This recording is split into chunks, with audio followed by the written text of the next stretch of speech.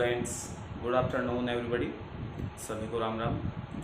तो देखिए, जैसे कि आपको पता है, जो प्रीवियस लेक्चर में मैंने डिस्कस की थी वो वर्ब के टॉपिक को डिस्कस किया था। ओके, जैसे कि मैंने आपको बताया था कि वर्ब का टॉपिक ग्रामर के अंदर मोस्ट इम्पोर्टेंट टॉपिक होता है और most important parts of speech होता है। वर्ब के बिना किसी भी टॉपिक को करना मुश्किल है, क्योंकि सभी टॉपिक जो होते हैं वर्ब से कहीं ना कहीं लिंक होते हैं। ओके, तो इसलिए वर्ब के टॉपिक को अच्छे से पढ़ना, ठीक है ना, अच्छे से समझना, तभी मोस्टली कॉन्सेप्ट समझ में आएंगे। ओके, जैसे वॉइस हुआ, नरेशन हुआ, टेंस हुआ, वो सभी वर्ब के ऊपर बेस, ठीक है, वर्ब के ऊपर डिस्कस किए जाते हैं सभी टॉपिक। ठीक है, चलो खैर, हमने प्रीवियस लेक्चर में क्या पढ़ा था? हमने प्रीवियस लेक्चर में transitive, intransitive verb, helping verb discuss की थी। ठीक है, तो हम दो टाइप ऑफ वर्ब पढ़ चुके थे वर्ब के। आज थर्ड टाइप ऑफ वर्ब को डिस्कस करना है, और जो थर्ड टाइप ऑफ वर्ब होती है बहुत ही कम टीचर इनको पढ़ाते हैं, ठीक है ना, और बहुत ही कम स्टूडेंट इनको समझ पाते हैं। तो जो आज थर्ड टाइप ऑफ वर्ब हम करने जा रहे हैं उसका नाम है जी लिंकिंग वर्ब। ओके, तो थर्ड टाइप ऑफ वर्ब क्या है? थर्ड टाइप ऑफ वर्ब होती है लिंकिंग वर्ब। ओके, तो मैं आपको बता दूं, जो लिंकिंग वर्ब है हमने इसको प्रीवियस लेक्चर में उन दो वर्ब में कैटेगराइज क्यों नहीं किया? क्योंकि लिंकिंग वर्ब उन दोनों से अलग होती है। ओके, लिंकिंग वर्ब उन दोनों वर्ब से अलग होती है। क्या होता है अलग, अभी हम इसमें डिस्कस करेंगे। ठीक है, पहले तो मैं आपको बता दूं कि लिंकिंग वर्ब कौन कौन सी होती है, वो मैं आपको लिखकर बता रहा हूं। तो लिंकिंग वर्ब कौन कौन सी होती है देखिएगा। सबसे पहले बी की फॉर्म होती है, बी का मतलब होता है is, am, are, was, verb. Okay, तो बी की फॉर्म हो गई, फिर बिकम होता है सी, गेट होता है go, grow, feel, smell, taste. Okay, look, appear, seem। Okay, तो be, become, get, go, grow, feel, smell, taste, look, appear, seem, stay, remain, sound, keep, reach, prove। Okay, etc। आगे चलेंगे तो और देखेंगे। ठीक है जी, तो देखिएगा टर्न भी होती है एक वर्ब। ठीक है, टर्न। तो देखिए कुछ वर्ब होती है जो लिंकिंग वर्ब होती है। बी का मतलब होता है is, am, are, was, verb. Okay, become, get, go, grow, feel, smell, taste, look, appear, seem, stay, remain, sound, keep, reach, prove, turn, etc। Okay, तो ये सभी वर्ब जो होती है ये लिंकिंग वर्ब होती है। खैर, अब मैं आपको बता रहा हूं कि लिंकिंग वर्ब के क्या कॉन्सेप्ट है और कैसे हम लिंकिंग वर्ब को पढ़ेंगे। ओके, तो देखिएगा, मान लो मैंने दो सेंटेंस लिखे, कमल सा ए टीचर। तो हमने देखा कमल सा ए टीचर, और सेकंड सेंटेंस हमने लिखा कमल वाज ए टीचर। देखिएगा, ये दो सेंटेंस है, कमल सा ए टीचर और कमल वाज ए टीचर। तो ये दो सेंटेंस है। अब हमें देखना है कि इन दोनों सेंटेंस में क्या डिफरेंस है। जैसे पहले सेंटेंस में हमने देखा कमल सेंटेंस का सब्जेक्ट है, क्योंकि एक्शन को परफॉर्म कौन कर रहा है? कमल कर रहा है, और जिसके बारे में बात हो रही है वो कमल है। तो कमल हुआ जी सेंटेंस का सब्जेक्ट। सा वर्ब जो होता है ये नेम ऑफ एक्शन होता है, नेम ऑफ एक्टिविटी होती है जो कमल ने की है। तो सा जो होती है ये वर्ब होती है जी एक्शन। ओके, कमल सा, whom did कमल सी, कि किसको देखा कमल ने? तो whom का रिप्लाई आया ए टीचर, और whom का रिप्लाई क्या होते हैं? ऑब्जेक्ट होते हैं जी। ओके, तो आपने पहले सेंटेंस को देखा कमल सा एक टीचर, इसका मतलब क्या है कि कमल ने एक टीचर को देखा था। तो ये तो आपको पता ही चल गया होगा कि कमल सा ए टीचर में जो कमल है वो अलग पर्सन है और टीचर अलग पर्सन है। तो कमल और टीचर दोनों अलग अलग पर्सन है, यानी कि डिफरेंट पर्सन की बात हो रही है। ओके, सेकंड सेंटेंस आपने देखा कमल वाज ए टीचर, कि कमल एक टीचर था। जैसे कि पहले सेंटेंस में कमल और टीचर दो डिफरेंट पर्सन थे, लेकिन नीचे वाले सेंटेंस में क्या हम कह सकते हैं कि ये भी दो डिफरेंट पर्सन हैं? नहीं कह सकते, क्योंकि कमल वाज ए टीचर का मतलब क्या है कि कमल एक टीचर था, यानी कि जो टीचर है वो ही कमल था। ओके, टीचर और कमल अलग अलग नहीं, ये सेम पर्सन है।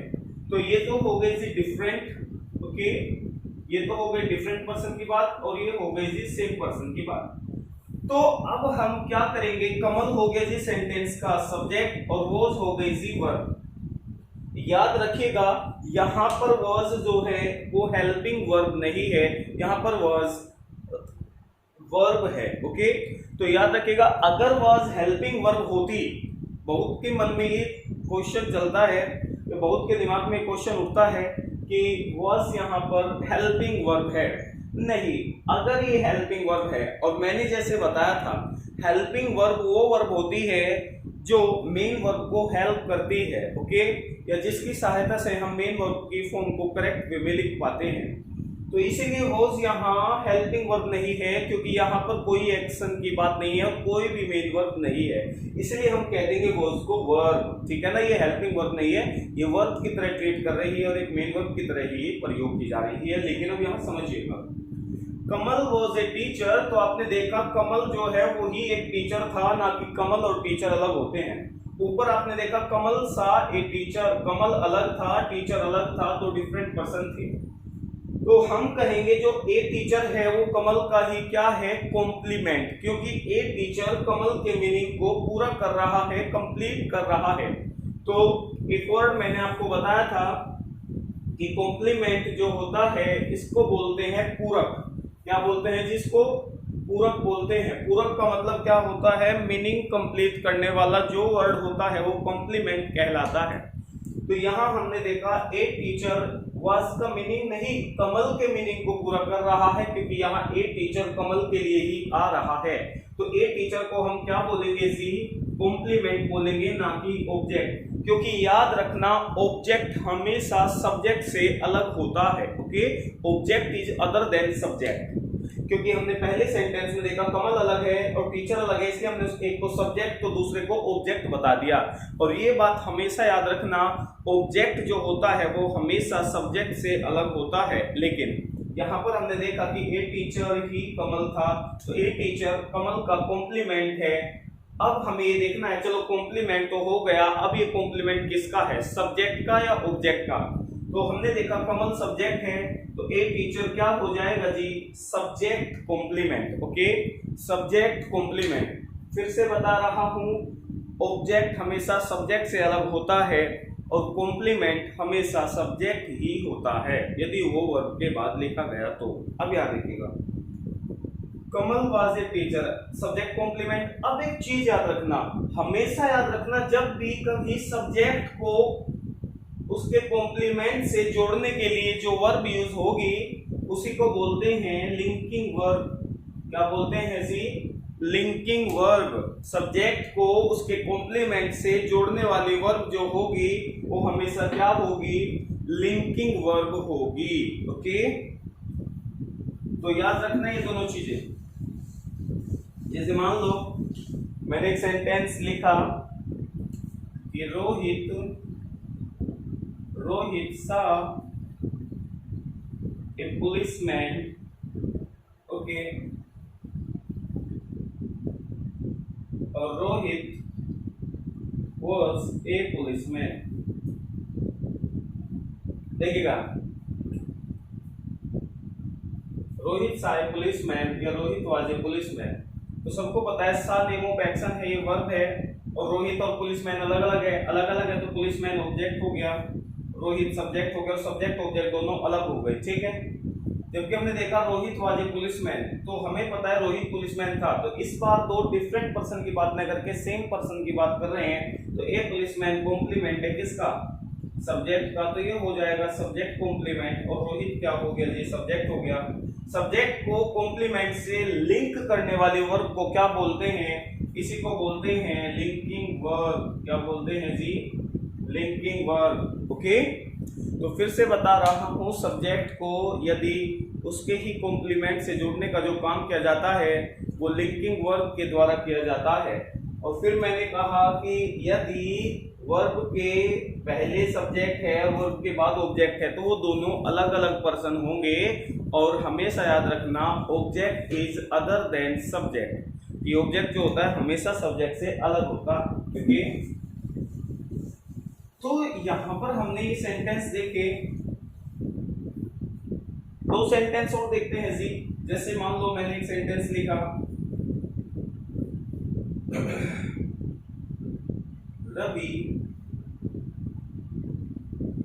Ravi tested the food, Ravi tested the food. और फिर लिखा जी the food tasted delicious. Okay, the food tasted delicious. देखिएगा ये दो सेंटेंस है, रवि टेस्टेड द फूड और दूसरा सेंटेंस है द फूड टेस्टेड डिलीशियस। तो दोनों सेंटेंस में कॉमन वर्ब यूज हुई है जिसका नाम है टेस्टेड। ओके, तो यहाँ पर टेस्टेड वर्ब क्या है, लिंकिंग वर्ब है या फिर मेन वर्ब है। ओके, तो यहाँ देखिएगा ऊपर जो कहा गया है, देखो टेस्ट वर्ब लिंकिंग है नहीं, यहाँ पर देख लीजिएगा टेस्ट वर्ब कहाँ है, ये रही। तो टेस्ट वर्ब लिंकिंग वर्ब में भी लिखी जा रही है। ओके, तो एक चीज देखिएगा, रवि टेस्टेड द फूड, तो रवि ने फूड को टेस्ट किया था। अब एक चीज बताओ, रवि ने फूड को टेस्ट किया था, तो रवि क्या है, डूअर। ठीक है, टेस्ट करने वाला क्या है जी, रवि। और क्या टेस्ट किया, फूड टेस्ट किया। तो सबको पता है जो फूड है जी किसका रिप्लाई है, वाट का। और सबको पता है रवि और फूड एक नहीं हो सकते, ये अलग अलग चीजें हैं। ठीक है ना, रवि अलग पर्सन है, फूड अलग थिंग है। तो हम कह सकते हैं द फूड क्या हो गया जी, ऑब्जेक्ट, और रवि क्या हो गया जी, सब्जेक्ट। ओके, रवि सब्जेक्ट हो गया, द फूड ऑब्जेक्ट हो गया, क्योंकि दोनों अलग अलग है और व्हाट का रिप्लाई है द फूड। तो यहाँ पर जो टेस्टेड वर्ब है, यहाँ ये लिंकिंग वर्ब नहीं है, यहाँ ये मेन वर्ब है यानी एक्शन वर्ब है। ओके, लेकिन नीचे देखो द फूड टेस्टेड डिलीशियस, हमको पता है द फूड टेस्टेड डिलीशियस का मतलब है अब यहाँ फूड अपने आप को तो टेस्ट नहीं कर सकती, वो खुद का डूअर नहीं हो सकती, तो हमें मानना पड़ेगा टेस्टेड वर्ब यहाँ कौन सी वर्ब है, यहाँ लिंकिंग वर्ब है। अब लिंकिंग वर्ब है तो यहाँ देखेगा, अब हमें ये देखना है जो टेस्टेड वर्ब के बाद डिलीशियस लिखा हुआ है, क्या ये कॉम्प्लीमेंट हो सकता है फूड का, जरूरी ही हो सकता है, क्योंकि सबको पता है फूड डिलीशियस है मतलब स्वादिष्ट। ठीक है ना, तो फूड डिलीशियस हो सकता है, बिल्कुल हो सकता है। तो डिलीशियस वर्ड ऑब्जेक्ट नहीं हो सकता, ये क्या है जी, कॉम्प्लीमेंट है। ठीक है जी, कॉम्प्लीमेंट है किसका, सब्जेक्ट का। तो लिंकिंग वर्ब के बाद सब्जेक्ट कॉम्प्लीमेंट आ गया, जो किसको कॉम्प्लीमेंट कर रहा है, सब्जेक्ट को कॉम्प्लीमेंट कर रहा है। तो अभी आपने देखा जो टेस्ट वर्ब है, जो टेस्ट वर्ब है ये लिंकिंग वर्ब भी है और एक्शन वर्ब भी है। कैसे पता लगेगा कि कोई वर्ब लिंकिंग कब होती है, एक्शन कब होती है। यदि किसी वर्ब के बाद ऑब्जेक्ट लिखा जाता है तो वो एक्शन वर्ब होता है, और यदि किसी वर्ब के बाद सब्जेक्ट कॉम्प्लीमेंट लिखा जाता है तो वो लिंकिंग वर्ब होती है। अभी मैं आपको बता दूं कि इन वर्ब में कुछ वर्ब ऐसी है जो लिंकिंग वर्ब के साथ साथ एक्शन वर्ब भी होती है। कौन कौन सी ऐसी वर्ब है, टेस्ट की तरह, जैसे देखिएगा मैं अंडरलाइन कर दूं, get, go, grow, feel, smell, taste. Okay, फिर हो गया सी, स्टे हो गया, रिमेन हो गया, साउंड हो गया, कीप हो गया, रीच हो गया। ठीक है ना जी, और टर्न हो गया। देखिएगा खैर रीच तो नहीं होगा, रीच को हटा दीजिएगा। हाँ, अब यहाँ देखेगा तो हाँ रीच हो जाएगी लिंकिंग और एक्शन वर्ब दोनों। अब यहाँ देखेगा तो मैंने क्या कहा तुम्हें कि जो मैंने अंडरलाइन वर्ब की है ये लिंकिंग वर्ब भी है और एक्शन वर्ब भी है। जैसे टेस्ट में हमने देखा कि टेस्ट एक बार तो एक्शन वर्ब है और दूसरी बार लिंकिंग वर्ब है। कैसे पता करें कि दी हुई वर्ब एक्शन है और लिंकिंग है? आसान सा तरीका तो यही है, यदि वर्ब के बाद का वर्ड कॉम्प्लीमेंट कर रहा है सब्जेक्ट को तो वो वर्ब होगी लिंकिंग वर्ब, लेकिन वर्ब के बाद का वर्ड यदि सब्जेक्ट से अलग है और वो ऑब्जेक्ट है तो फिर वो वर्ब एक्शन वर्ब होगी। समझ में आई बात? तो एक और चीज समझिएगा, इससे आसान तरीके में तुम्हें बता रहा हूँ अगर हमें ये पता करना हो कि किसी भी एक्शन वर्ब को ये देखना है कि वो लिंकिंग वर्ब है या नहीं है, तो एक काम करना, उस लिंकिंग वर्ब को बी की फॉर्म से रिप्लेस करके देख लो। यदि मीनिंग पर कोई प्रभाव नहीं पड़ा तो फिर हमेशा लिंकिंग ही होगी। जैसे बी की फॉर्म ये होगी is am are was verb, तो आपने यहाँ देखा रवि टेस्टेड द फूड, तो टेस्टेड किस फॉर्म में है, पास्ट फॉर्म में है, तो टेस्टेड की जगह ना एक बार वाज करके आप देख लीजिएगा कि रवि वाज द फूड, तो क्या मीनिंग एक रहा, क्या जो पहले मीनिंग था वो वाज लगाकर हो जाएगा कि रवि वाज द फूड, ये तो क्या हो गया कि रवि भोजन था, ये रवि फूड था, तो ये तो बकवास हो गई। तो यहाँ टेस्टेड वर्ब को वाज रिप्लेस नहीं कर पा रहा है, तो टेस्टेड वहां मेन वर्ब है ना कि लिंकिंग वर्ब। लेकिन नीचे सेंटेंस में हमने देखा यदि मैं टेस्टेड को वाज से रिप्लेस करूं तो ये कह सकता हूं कि द फूड वाज डिलीशियस। क्या ये कह सकते हैं कि फूड ही डिलीशियस था? जरूर ही कह सकते हैं क्योंकि फूड ही डिलीशियस था, ये हकीकत है। तो यहाँ पर सेकंड सेंटेंस में बी की फॉर्म ने टेस्टेड वर्ब को रिप्लेस कर दिया, तो हम ये कह सकते हैं कि नीचे लिखी हुई वर्ब लिंकिंग वर्ब है। ओके, तो यहाँ पर ये लिंकिंग है और ऊपर ये क्या है, सी मेन वर्ब। फिर से बता रहा हूं कि कोई भी ऐसी वर्ब जो लिंकिंग और एक्शन वर्ब दोनों हैं, तो ये कैसे पता करें कि दिए हुए सेंटेंस में जो वर्ब है वो लिंकिंग है या एक्शन है। यदि वो बी की फॉर्म से रिप्लेस हो रही है विदाउट मीनिंग, ठीक है ना, मतलब विदाउट चेंजिंग मीनिंग, बिना चेंज हुए मीनिंग के, तो वो लिंकिंग वर्ब होगी। लेकिन अगर मीनिंग चेंज हो रहा है तो इसका मतलब क्या होगा, वो फिर एक्शन वर्ब होगी। समझ में आया? ठीक है, ये सब नोट हो गया। तो नेक्स्ट देखते हैं सेंटेंस। हाँ, सेंटेंस क्या, पहले मैं आपको एक चीज और बता दूं, जो हमने अभी लिखा था, देखिएगा, जो हमने लिखा था अभी, ये रोहित टेस्टेड द फूड, और जी द फूड टेस्टेड डिलीशियस। देखिएगा, तो ये हमने लिखा था रोहित टेस्टेड द फूड और द फूड टेस्टेड डिलीशियस।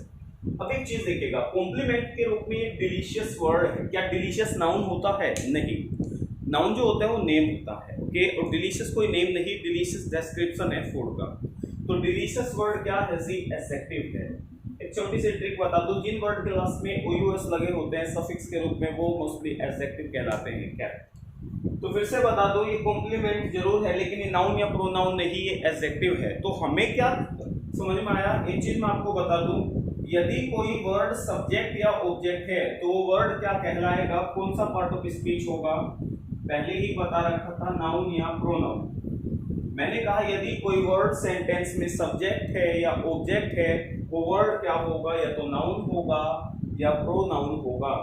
लेकिन याद रखना, यदि कोई वर्ड सेंटेंस में कॉम्प्लीमेंट का काम कर रहा है, मीनिंग को पूरा करने का काम कर रहा है, तो जो कॉम्प्लीमेंट होता है वो नाउन और प्रोनाउन तो हो ही सकता है, नाउन और प्रोनाउन, वो एडजेक्टिव भी होता है। क्या कहा मैंने कि जो कॉम्प्लीमेंट का काम करेगा वो नाउन प्रोनाउन के साथ साथ एडजेक्टिव भी हो सकता है। तो हम ये कह सकते हैं कि जो एडजेक्टिव होता है ये एडजेक्टिव कॉम्प्लीमेंट होता है, ना कि सब्जेक्ट या ऑब्जेक्ट। सब्जेक्ट या ऑब्जेक्ट नाउन या प्रोनाउन ही होगा, कॉम्प्लीमेंट तो सिर्फ क्या होगा, मतलब नाउन या प्रोनाउन के साथ एडजेक्टिव भी होगा। ओके, खैर ये पता लगा। यदि कोई आपसे पूछे कि कॉम्प्लीमेंट के रूप में क्या आता है, एडजेक्टिव या एडवर्ब, एडजेक्टिव आता है। अब ये बात है कि एडजेक्टिव क्यों आता है, क्योंकि अभी मैंने बताया कि लिंकिंग वर्ब के बाद जो कॉम्प्लीमेंट आता है वो किसको कॉम्प्लीमेंट करता है, सब्जेक्ट को। सब्जेक्ट कौन होता है, नाउन या प्रोनाउन। नाउन या प्रोनाउन को कौन मॉडिफाई करता है, एडजेक्टिव या एडवर्ब, एडजेक्टिव। इसीलिए कह सकते हैं कि कॉम्प्लीमेंट के रूप में एडजेक्टिव आता है, ना कि एडवर्ब। ओके, खैर तो खैर मैंने ये बताया कि कॉम्प्लीमेंट के रूप में कौन कौन से पार्ट ऑफ स्पीच आ सकते हैं। क्या, तो ये हुआ। कुछ और सेंटेंस देखते हैं, जैसे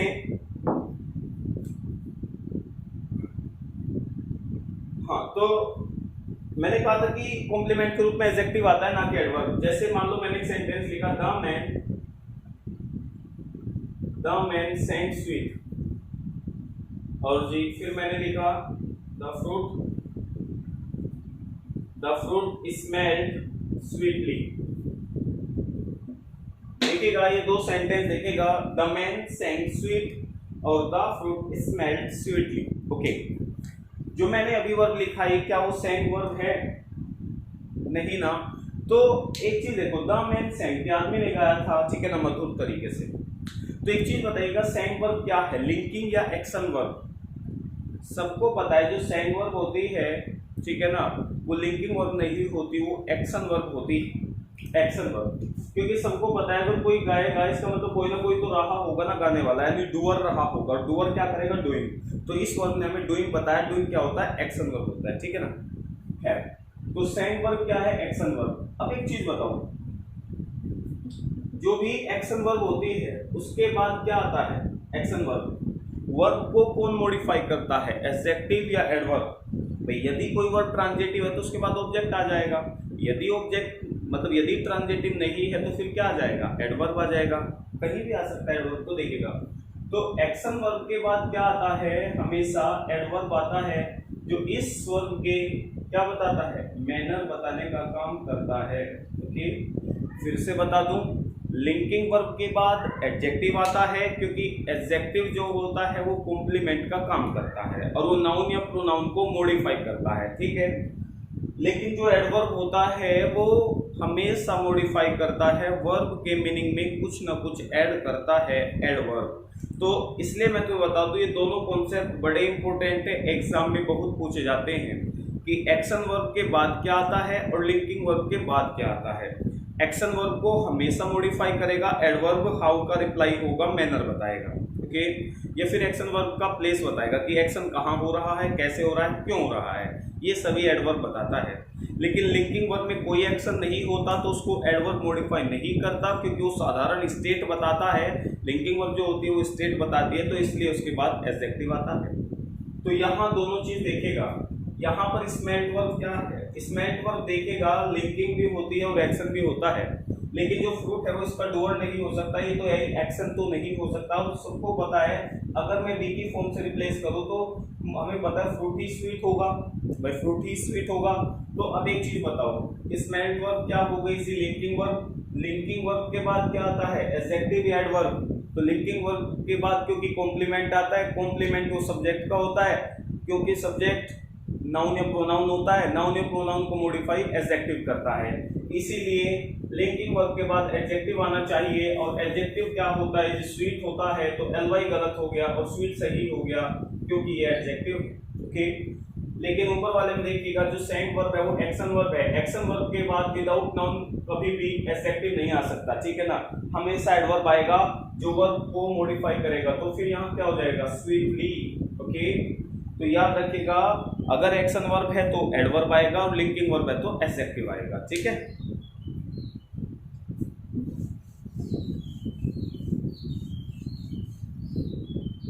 जैसे मान लो मैंने एक सेंटेंस लिखा, the machine looks good but it doesn't work good. मान लो ये सेंटेंस कि the machine looks good but it doesn't work good, कि मशीन दिखाई देती है अच्छी लेकिन ये अच्छा वर्क नहीं करती। अब एक चीज देखिएगा, सबको पता है जो लुक वर्ब है ये केवल लिंकिंग वर्ब होती है। लुक वर्ब का मतलब देखना नहीं होता, लुक का मतलब होता है दिखाई पड़ना, अपीयर, सीन, ओके। तो the machine looks good but it doesn't work good, मतलब मशीन जो है वो अच्छी दिखाई देती है, यानी कि लुक वर्ब केवल लिंकिंग होती है, एक्शन वर्ब नहीं होती। क्योंकि लुक यहाँ पर लिंकिंग वर्ब है तो इसके बाद एडजेक्टिव आता है और ये सही है। लुक वर्ब के बाद एडजेक्टिव आएगा जो मशीन को कॉम्प्लीमेंट करेगा, ओके। लेकिन आगे देखिएगा, but it doesn't work. Work तो सबको पता है, ये नेम ऑफ एक्शन है वर्क। अगर नेम ऑफ एक्शन है तो इसके बाद क्या आएगा? एडजेक्टिव या एडवर्ब? एडवर्ब आएगा। अगर गुड एडवर्ब होता है तो सेंटेंस सही भी है, लेकिन जो गुड होता है वो एडजेक्टिव होता है और इसका एडवर्ब क्या होता है? इसी वेल होता है, तो यहाँ पर वेल आएगा। फिर से बता रहा हूँ, लिंकिंग वर्ब के बाद जो कॉम्प्लीमेंट आएगा, क्योंकि वो सब्जेक्ट को कॉम्प्लीमेंट करता है, क्योंकि सब्जेक्ट नाउन या प्रोनाउन होता है, तो नाउन या प्रोनाउन को एडजेक्टिव मॉडिफाई करता है, ना कि एडवर्ब। तो लिंकिंग वर्ब के बाद एडजेक्टिव आते हैं और एक्शन वर्ब के बाद एडवर्ब आते हैं। ओके, एक दो सेंटेंस और देखिएगा जी, बड़ा इंपॉर्टेंट कॉन्सेप्ट है लिंकिंग वर्ब का। ओके, इसको समझिएगा। जैसे मान लो मैंने एक दो सेंटेंस और लिखा, देखिएगा।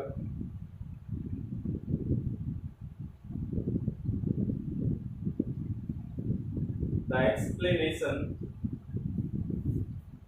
explanation sounded logically, or the bell sounded loud। देखिएगा, ये दो सेंटेंस है, तो हमें पता है द एक्सप्लेनेशन साउंडेड लॉजिकली और द बेल साउंडेड लाउड। तो आपने देखा यहाँ जो वर्ब यूज हुई है वो साउंडेड वर्ब यूज हुई है, और मैंने कहा था साउंड को अंडरलाइन करके कि वो साउंड लिंकिंग भी होती है, एक्शन भी होती है। तो यहाँ पर देखना जरा, इनके बाद एक तो एडवर्ब आया हुआ है, और देखो जो एडवर्ब होता है वो कैसे पहचानते हैं कि दिया हुआ वर्ड एडवर्ब है या नहीं है। तो दिया हुआ वर्ड एडवर्ब है या नहीं है, ये पता करने के लिए हम क्या करते हैं कि उस जो वर्ड एडवर्ब होता है वो किसका रिप्लाई होता है, वो हाउ का रिप्लाई होता है। और जो हाउ का रिप्लाई होता है ये हमारा जो बताता है सेंटेंस में मैनर बताता है, और जो मैनर बताता है वो वर्ड क्या कहलाते हैं, एडवर्ब कहलाते हैं। ओके, एडवर्ब कहलाते हैं। अब एक चीज देखिएगा, अब यहाँ पर क्या है कि द एक्सप्लेनेशन साउंडेड लॉजिकली। अब हमें ये देखना है कि जो लॉजिकली वर्ड है वो एडवर्ब है नहीं है। अब मैं तुम्हें एक चीज बताऊं कि बहुत से स्टूडेंट सोचते हैं कि जिन वर्ड के लास्ट में एलवाई वर्ड लगा है वो एडवर्ब होते हैं। नहीं, ये गलत फहमी है कि देखो मोस्टली एलवाई वाले वर्ड एडवर्ब होते हैं, लेकिन सभी नहीं होते, ठीक है ना। बस एक तरीका यही है कि जो वर्ड हाउ का रिप्लाई होते हैं और जो मैनर बताते हैं वो वर्ड एडवर्ब होते हैं। और हमेशा ये किसका, हमेशा मैनर किस में होगा, स्टेटिव वर्ब में या एक्शन में, हमेशा एक्शन में होगा। तो इसीलिए कह देते हैं कि जो एक्शन वर्ब होती है उसके बाद एडवर्ब आता है, क्योंकि हमें एक्शन का मैनर बताना होता है। लिंकिंग वर्ब में कोई एक्शन नहीं होता है, तो इसलिए उसका मैनर कैसे बता देंगे। ओके, तो देखिएगा फिर अब यहाँ जो साउंडेड वर्ब है, तो हमें कैसे पता लगेगा कि कौन सी वर्ब एक्शन है और कौन सी वर्ब लिंकिंग है। या तो वही है कि बी की फॉर्म से रिप्लेस करके देख लो, या फिर मैं एक चीज और बता दूं, साउंड जो वर्ब होती है जब ये एक्शन वर्ब होती है इसका मतलब होता है to produce a noise. To produce a noise sounded verb का मतलब शोर मचाना, ठीक है। लेकिन जब साउंड लिंकिंग वर्ब होती है तो उसका मतलब होता है एपियर। अब एक चीज देखिएगा, जैसे हमने कहा द एक्सप्लेनेशन साउंडेड लॉजिकली, तो जो एक्सप्लेनेशन है सबको पता है वो साउंड नहीं करेगा, तो यहाँ साउंड के साथ उसका डूअर नहीं लिखा। और दूसरी बात, एक्सप्लेनेशन कोई साउंड नहीं करेगा, तो यहाँ साउंड का मतलब है एपियर, कि वो लॉजिकल लगा। ओके, तो यहाँ पर जो साउंड वर्ब है वो लिंकिंग वर्ब है। लिंकिंग वर्ब के बाद क्या आता है, एडजेक्टिव या एडवर्ब। एडजेक्टिव, और एडजेक्टिव होता है logical, what kind of reply. तो यहाँ एलवाई गलत है, तो लॉजिकल सही है, और ये हो गया सी एडजेक्टिव। नीचे आइएगा, द बेल साउंडेड, सबको पता है जो बेल है वो साउंड करेगी ही करेगी, तो यहाँ साउंड का मतलब है टू प्रोड्यूस ए नॉइज, और यहाँ साउंडेड वर्ब क्या हो गई, एक्शन वर्ब हो गई। और एक्शन वर्ब अपने बाद क्या लाएगी, एडवर्ब लाएगी, और एडवर्ब क्या होता है, लाउड। ओके, तो ऐसे होता है क्वेश्चन कि हमें बस ये पता करना होता है कि लिंकिंग वर्ब के बाद दिया हुआ वर्ड एडजेक्टिव है या एडवर्ब है। यदि लिंकिंग वर्ब के बाद एडवर्ब आता है तो सेंटेंस गलत माना जाता है, क्योंकि लिंकिंग वर्ब के बाद एडजेक्टिव और एक्शन वर्ब के बाद एडवर्ब आता है। ये कैसे पहचाने की दी हुई वर्ब लिंकिंग या एक्शन है, तो बी की फॉर्म से रिप्लेस करके देख लो, अगर मीनिंग चेंज नहीं होता है तो वहां पर वो लिंकिंग वर्ब होगी। ओके, एक दो सेंटेंस और देखिएगा जी। जैसे मैंने एक सेंटेंस लिखा, the sun appeared brightly in the sky। Okay, in the sky। और दूसरा सेंटेंस है, the sun shone bright in the sky। यहाँ देखिएगा ये दो सेंटेंस है और इन दोनों सेंटेंस में जो सब्जेक्ट है ये तो द सन है और जो वर्ब है एक अपीयर्ड है और एक सोन वर्ब है। साइन की सेकंड फॉर्म सोन होती है जो पास्ट टाइम बताती है। अब जैसे मैंने कहा साउंड वर्ब का मतलब होता है टू प्रोड्यूस क्या नॉइज, तो याद रखिएगा सोन वर्ब का मतलब होता है मतलब साइन वर्ब का मतलब होता है टू प्रोड्यूस लाइट। ओके, और टू प्रोड्यूस लाइट होता है तो इसके साथ इसका वर्ड भी लिखा हुआ है जो लाइट फैलाएगा, ठीक है ना। तो यहाँ सोन वर्ब क्या होती है, एक्शन वर्ब होती है। इसके बाद क्या आएगा, एडवर्ब आएगा, ब्राइट एडजेक्टिव होता है तो ब्राइटली आएगा। ऊपर आपने देखा अपीयर हमेशा लिंकिंग वर्ब होती है, कभी एक्शन वर्ब नहीं होती, क्योंकि लिंकिंग वर्ब है तो इसके साथ एडजेक्टिव आता है और एडजेक्टिव क्या होगा जी, ब्राइट। तो समझ में आया, ये कॉन्सेप्ट बड़ा जबरदस्त कॉन्सेप्ट है, एग्जाम में काफी पूछे जाते हैं, फिलअप वगैरह या फिर एरर आती है। यदि सेंटेंस में कोई लिंकिंग वर्ब है तो लिंकिंग वर्ब के बाद एडजेक्टिव आएगा और एक्शन वर्ब के बाद एडवर्ब आएगा। क्यों आएगा ये मैं रीजन दे चुका हूं, क्योंकि एक्शन वर्ब का हमें मैनर बताना होता है, वो एडवर्ब बताता है। क्योंकि लिंकिंग वर्ब में कोई एक्शन नहीं होता, वो साधारणतः स्टेट बताती है और स्टेट बताने का काम एडजेक्टिव करता है, ना कि एडवर्ब। ओके चलो खैर ये हुआ जी। अब कुछ और देखते हैं जी क्वेश्चन। देखिएगा मैंने एक सेंटेंस लिखा, it is me who always help you. ये सेंटेंस लिखा, चलो यही सेंटेंस देखो, it is me who always help you. सबको पता है ये इज वर्ब है, ये लिंकिंग है या हेल्पिंग है। यदि ये हेल्पिंग वर्ब होती है तो इसके साथ क्या आती मेन वर्ब, तो हमें मानना होगा ये इज लिंकिंग वर्ब है। अब ये लिंकिंग वर्ब है तो इसके साथ जो लिख रहा है मी, ये क्या है जी, ये कॉम्प्लीमेंट है। ओके कॉम्प्लीमेंट है। ओके अब एक चीज देखिएगा, सब्जेक्ट इसमें क्या है, इट, लेकिन यहाँ जो इट है ये कोई नाउन के लिए नहीं आ रहा, ना ही ये कोई पर्सनल प्रोनाउन है। यहाँ पर इट इंट्रोडक्टरी सब्जेक्ट है जो इस क्लोज के लिए आ रहा है। तो याद रखना जो ये मी कॉम्प्लीमेंट कर रहा है, किसको कॉम्प्लीमेंट कर रहा है, हु को, ठीक है ना। कि इट इज मी है तो मैं हूं जो मतलब तुम्हारी सहायता हमेशा करता हूं। तो हु यहाँ पर देखिएगा WHO, ये हु जो होता है रिलेटिव प्रोनाउन का काम कर रहा है इस सेंटेंस में, क्योंकि ये दो क्लोज को जोड़ रहा है, इसीलिए इस क्लोज को इंट्रोड्यूस कराने के लिए इट का यूज हुआ है। तो इट कोई सब्जेक्ट नहीं है, वो इंट्रोडक्टरी सब्जेक्ट है। तो यहाँ पर जो कॉम्प्लीमेंट कर रहा है, मैंने क्या कहा कि यहाँ पर जो मी वर्ड है कॉम्प्लीमेंट किसको कर रहा है, ये हु को कॉम्प्लीमेंट कर रहा है। अब हमें ये देखना है हु यहाँ पर क्या है। सबको पता है जो हु होता है, चाहे वो रिलेटिव प्रोनाउन हो या फिर इंटेरोगेटिव प्रोनाउन है, वो हमेशा सब्जेक्ट होता है। तभी तो इसके बाद वर्ब आ रही है और एडवर्ब आ रहा है। तो हु कभी भी अपने साथ अदर सब्जेक्ट नहीं लेता, क्योंकि वो दुई हुई क्लोज का सब्जेक्ट होता है। तो हु यहाँ पर सब्जेक्ट है, तो सब्जेक्ट को ये कॉम्प्लीमेंट कर रहा है मी। तो अगर सब्जेक्ट को कॉम्प्लीमेंट कर रहा है तो कौन सा कॉम्प्लीमेंट हुआ, सब्जेक्ट या ऑब्जेक्ट, तो सब्जेक्ट कॉम्प्लीमेंट हुआ। तो मी यहाँ पर सब्जेक्ट कॉम्प्लीमेंट है, लेकिन मी तो ऑब्जेक्ट होता है, इसीलिए यहाँ ये मी गलत हो गया और क्या लिखा जाएगा, आई। तो क्या हो जाएगा, it is I who always help you, क्योंकि यहाँ ये वर्ड हु को कॉम्प्लीमेंट कर रहा था, हु सब्जेक्ट होता है, तो फिर ये क्या कर दिया हमने, आई कर दिया। ठीक है, एक दूसरा सेंटेंस देते हैं, देखिएगा समझिएगा, it is I whom you always help। अब यहाँ देखिएगा हु के जगह हमने whom वर्ड का यूज किया है, whom वर्ड। नहीं पता आपको तो बता देता हूं, जैसे हु सब्जेक्ट होता है रिलेटिव प्रोनाउन के रूप में, ऐसे ही whom ऑब्जेक्ट होता है, हु सब्जेक्ट होता है।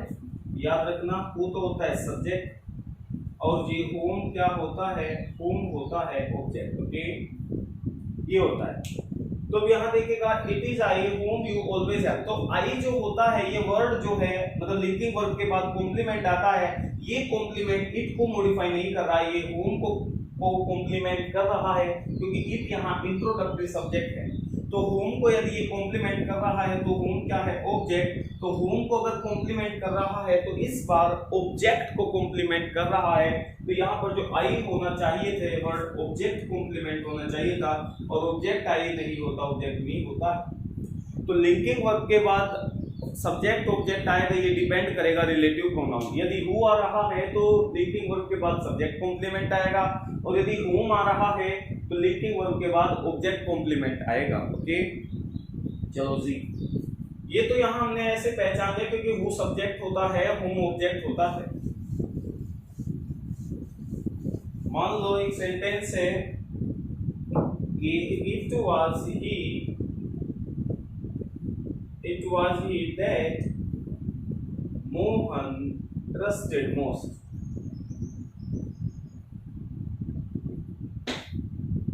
It was he that Mohan trusted most। अब यहाँ देखिएगा जो रिलेटिव प्रोनाउन है, खैर रिलेटिव प्रोनाउन देखो वो होता है जो अपने से पहले आने वाले नाउन प्रोनाउन के लिए आता है, वो होता है रिलेटिव प्रोनाउन। बात से ही, नाम से ही पता चल रहा है क्योंकि रिलेट करता है दो क्लोज को आपस में, ठीक है ना। और अपने से पहले आने वाले वर्ड के लिए वो एक प्रोनाउन होता है जिसका नाम है रिलेटिव प्रोनाउन।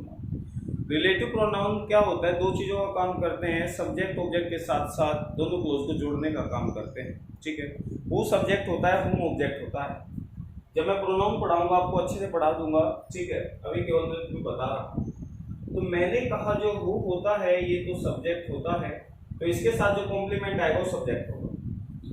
whom जो होता है ये ऑब्जेक्ट होता है, इसके साथ जो कॉम्प्लीमेंट आएगा वो ऑब्जेक्ट होगा। लेकिन याद रखो दो वर्ड होते हैं, दैट और विच। क्या होते हैं? दैट और विच दो रिलेटिव प्रोनाउन होते हैं, ये सब्जेक्ट भी होते हैं और ऑब्जेक्ट भी होते हैं। ओके, तो याद रखिएगा हु और whom का तो हमें पता है कि हु सब्जेक्ट होता है और whom ऑब्जेक्ट होता है, लेकिन दैट और विच की मैं बात करूं ये सब्जेक्ट भी होते हैं और ऑब्जेक्ट भी होते हैं। तो कैसे पता लगेगा कि दिए हुए सेंटेंस में दैट सब्जेक्ट है या ऑब्जेक्ट है? ये हमें पता लगेगा दैट वाली क्लोज से। यदि दैट वाली क्लोज में आगे सब्जेक्ट आ रहा है तो दैट ऑब्जेक्ट होगा, यदि दैट वाली क्लोज में आगे ऑब्जेक्ट आ रहा है ये सब्जेक्ट होगा, ठीक है। तो देखिएगा it was he that Mohan trusted Mohan. That यहाँ इस वर्ड के लिए आया, जो भी ये लड़का है कि जो क्या करता है, मोहन पर ज्यादातर ट्रस्ट करता है, मोहन ट्रस्टेड मोहन, ठीक है ना। अब एक चीज देखो, it was he that Mohan trusted most. अब दैट वाली क्लोज में मोहन क्या हो गया, सिर्फ ट्रस्टेड वर्ब का सब्जेक्ट हो गया। अगर मोहन सब्जेक्ट है तो दैट इस क्लोज का क्या हो गया, ट्रस्टेड वर्ब है, उसके बाद को ऑब्जेक्ट हो गया। तो दैट यहाँ जो काम कर रहा है रिलेटिव प्रोनाउन, वो ऑब्जेक्ट का काम कर रहा है। अगर दैट ऑब्जेक्ट है और हमें पता है लिंकिंग वर्ब है वाज, इसके बाद जो कॉम्प्लीमेंट है ये किसको कॉम्प्लीमेंट कर रहा है, दैट को, क्योंकि इट तो इस पूरी क्लोज का इंट्रोडक्टरी सब्जेक्ट है। बात किसकी हो रही है, इस दैट की, ठीक है ना, जो इस सी वर्ड के लिए आएगा। तो it was he that Mohan trusted most, तो दैट यहाँ ऑब्जेक्ट है क्योंकि मोहन दी हुई क्लोज का सब्जेक्ट था, तो ट्रस्टेड वर्ब का ऑब्जेक्ट दैट है क्योंकि रिलेटिव प्रोनाउन है। क्योंकि दैट ऑब्जेक्ट है तो फिर ये कॉम्प्लीमेंट हो गया, ऑब्जेक्ट कॉम्प्लीमेंट, ऑब्जेक्ट कॉम्प्लीमेंट आएगा, समझ गए। दूसरा सेंटेंस भी देखो, दूसरा सेंटेंस देखो, मान लो मैंने एक सेंटेंस लिखा, it was him that trusted Mohan most। अब आपने देखा कि it was him that trusted Mohan most, तो that वाली क्लोज में, इस बार दैट वाली क्लोज में जो मोहन आ रहा है वो ट्रस्टेड वर्ब के बाद आ रहा है, इसलिए मोहन यहाँ ट्रस्टेड वर्ब का ऑब्जेक्ट है। अगर मोहन ऑब्जेक्ट है तो दैट क्या माना जाएगा, सब्जेक्ट। अगर दैट सब्जेक्ट है तो ये वर्ड दैट को कॉम्प्लीमेंट कर रहा है, दैट क्योंकि सब्जेक्ट है तो ये भी सब्जेक्ट कॉम्प्लीमेंट होना चाहिए। तो इस तरह से क्वेश्चन बहुत से एग्जाम में आते हैं कि इट इज ही आएगा या हिम आएगा, इट इज आई होगा या मी होगा, ये डिपेंड करेगा आगे आने वाली क्लोज का रिलेटिव प्रोनाउन। यदि वह रिलेटिव प्रोनाउन सब्जेक्ट है तो सब्जेक्ट कॉम्प्लीमेंट होगा, अगर ऑब्जेक्ट है तो ऑब्जेक्ट कॉम्प्लीमेंट होगा। समझ में आई बात, खैर ये कॉन्सेप्ट भी हुआ। अब देखिएगा कुछ 2 या 3 क्वेश्चन और देखते हैं जी, समझिएगा। जैसे मैंने एक सेंटेंस लिखा, दे were sad when they got the news of his death। देखिएगा ये सेंटेंस है, दे वर सैड, वे दुखी थे जब उन्हें न्यूज प्राप्त हुई उसके मरने की, ओके, हिज डेथ। अब यहाँ देखिएगा, सबको पता है ये जो वर्ड है ये लिंकिंग वर्ब का काम कर रहा है, क्योंकि यहाँ पर इसके बाद कोई मेन वर्ब नहीं है, तो इसलिए लिंकिंग वर्ब है। हेल्पिंग वर्ब तब होती है जब मेन वर्ब होती है, ठीक है। तो वर्ड यहाँ लिंकिंग वर्ब है और उसके बाद लिंकिंग वर्ब हमेशा कॉम्प्लीमेंट लाता है और ये कॉम्प्लीमेंट किसका है, दे का। तो they were sad when they got the news of his death. अब इसमें एक चीज देखो, मान लो ये सेंटेंस यहां तक होता कि दे वर सैड, तो हम मान लेते ये बिल्कुल सही है और वे दुखी थे, हमें नहीं पता कब से थे, तो ये स्टेट है दुखी होने की, ठीक है। लिंकिंग वर्ब के साथ जो वर्ड आता है वो सब्जेक्ट को कॉम्प्लीमेंट करते हैं और उनकी स्टेट बताते हैं और सैड एडजेक्टिव है। तो दे वर सैड वो दुखी थे, ठीक है। लेकिन आगे हमें पता चला व्हेन, जब व्हेन जो क्लोज होती है हमेशा एडवर्ब क्लोज होती है जो दिए हुए एक्शन का मतलब टाइम बताती है। एक्शन तो इसमें नहीं है लेकिन हमें स्टेट का टाइम बता रही है कि they were sad when they got the news of his death, कि जब उनको उस लड़की की डेथ का मतलब न्यूज़ मिली उसके बाद वो दुखी हुए। ये आ रहा है कि वो सैड हुए जब उनको न्यूज़ मिली उसके मरने की। अब एक चीज देखो, इसमें हमें अब पता लग गया कि न्यूज़ मिलने के बाद वो दुखी हुए होंगे। भाई हमें नहीं पता कि न्यूज़ मिलने से पहले वो खुश थे या दुखी थे, हमें नहीं पता, लेकिन इतना जरूर पता लग गया कि उनकी स्टेट जो पहले रही होगी, मतलब सैड होने से पहले जो स्टेट रही होगी वो सैड में कब बदली, जब ये उनको न्यूज़ मिली। तो सैड हमें बता रहा है जो ये स्टेट है ये चेंज इन स्टेट है, मतलब स्टेट में जो परिवर्तन हुआ है ये वो बता रहा है ये वर्ड सैड। लेकिन अगर सैड तक होता बिल्कुल सही था सेंटेंस, लेकिन इसमें क्या हुआ, इसमें न्यूज़ मिलने के बाद बताया जा रहा है कि सैड हुआ, न्यूज़ मिलने के बाद ही सैड हुआ होगा, हमें नहीं पता पहले क्या था। तो पहले के स्टेट में चेंज हो रहा है तो हम इसको बोल देंगे चेंज इन स्टेट। और याद रखना जब चेंज इन स्टेट होता है तो वहां पर लिंकिंग वर्ब के रूप में बी की वर्ब नहीं आती, यानी इस एम आर वाज वर्ड नहीं आता जब किसी पर्सन की स्टेट में चेंज होता है। तो वहां पर अगर बी की फॉर्म नहीं आती तो याद रखो क्या आता है, या तो फिर बीकम लिख दो यानी बीकेम लिख दो या फिर गोट लिख दो। ओके, तो बीकेम लिख सकते हो, गोट लिख सकते हो जब स्टेट में चेंज दिया गया हो। ओके,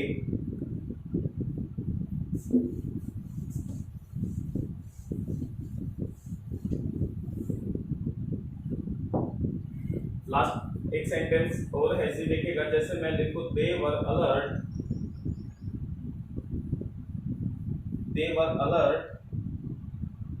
despite his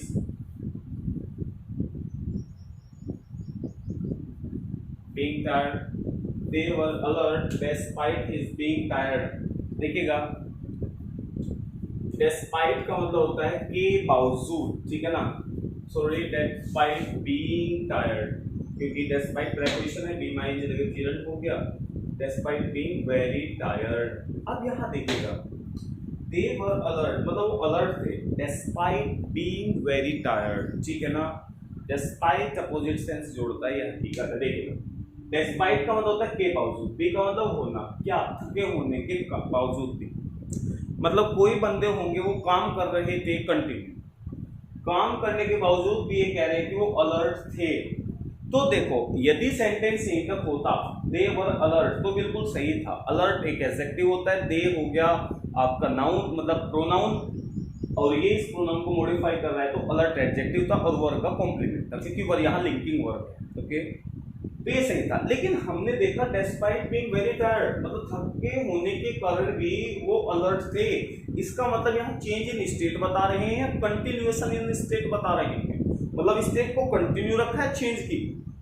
सबको पता है पहले भी अलर्ट थे और थक जाने के बाद भी अलर्ट है, तो चेंज इन कंटिन्यूएशन, ठीक है ना। तो यहाँ पर ये बताया जा रहा है कंटिन्यू, ठीक है, कि स्टेट को कंटिन्यू रखा रहता है। तो याद रखो यदि किसी कॉम्प्लीमेंट से पता लगे कि स्टेट को मतलब स्टेट में चेंज आया है या स्टेट को कंटिन्यू रखा गया है, तो कभी भी लिंकिंग वर्ब के रूप में बी की वर्ब नहीं आएगी, इसे मार्क नहीं आएगा। तो यदि स्टेट को कंटिन्यू रखा गया है तो कंटिन्यू के लिए कौन सी वर्ब का यूज करेंगे, या तो कीप रखिएगा या फिर रिमेन लिख सकते हो या फिर गोट वर्ब लिख सकते हो। ओके, तो फिर से बता दो, या तो कीप लिख देगा या रिमेन या गोट। ओके, यदि स्टेट को कंटिन्यू रखा जाता है। ओके, तो ये दोनों चीज हमेशा याद रखना। देखो अगर खाली कोई कॉम्प्लीमेंट दिया है और आगे कुछ नहीं बताया तो वही वर्ब होगी सही, कोई बी की फॉर्म है या कोई भी। लेकिन यदि हमें पता है कि स्टेट को चेंज किया गया है, पहले कोई और स्टेट में था वो पर्सन, फिर बाद में कुछ न्यूज़ मिलने पर दूसरी स्टेट में आ गया, तो स्टेट इन चेंज की कंडीशन में वहाँ बी की वर्ब नहीं आएगी, मतलब is am are was word नहीं आएगा, वहाँ ये तो गोट हो जाएगा, बिकम हो जाएगा। लेकिन अगर चेंज को कंटिन्यू रखा जाता, मतलब स्टेट को कंटिन्यू रखा जाता है, तो वहाँ कंटिन्यूएशन की वर्ब मतलब लिंकिंग वर्ब में भी इज एम आर नहीं होगा, वहाँ पर होगा सी, या तो रिमेन कर दीजिएगा या फिर कीप रख दीजिएगा। ठीक है ना, जैसे कहते हैं कीप वॉचिंग, देखते रहिए, तो कंटिन्यूटी तो बताती है इसलिए यहाँ कीप आ जाएगा। ओके, या फिर गोट भी लिख सकते हो आप।